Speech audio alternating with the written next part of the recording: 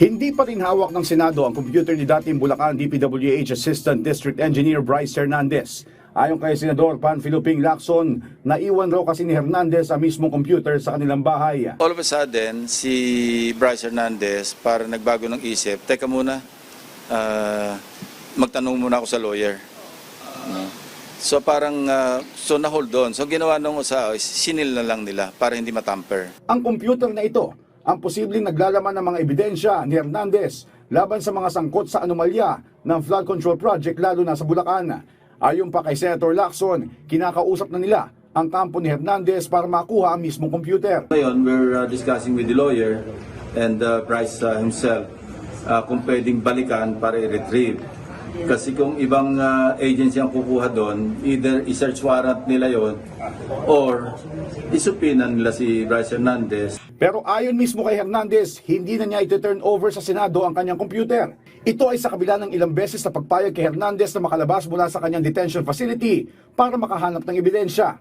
Kinumpirma naman ni Lacson na may mga miyembro ng CIDG na nagpunta sa bahay ni Bryce pero hindi nila nagalaw ang computer. Magkasama naman nagpunta sa Independent Commission for Infrastructure o ICI sina Senate Blue Ribbon Committee Chair Senator Ping Lacson at Senate President Tito Soto matapos nilang makatanggap ng imbitasyon mula sa komisyon. They wanted to find out on how these insertions are done. So I explained to them how it's done. Sometimes there are individual amendments, institutional amendments, insertions, but pinakamasama sa lahat pagka mayroong insertion sa BICAM. Ipinaliwanag ni Soto at Lacson sa ICI kung paano nagkakaroon ng illegal insertion. Illegal, pag tapos na ang third reading na sa BICAM, magsisingit ka.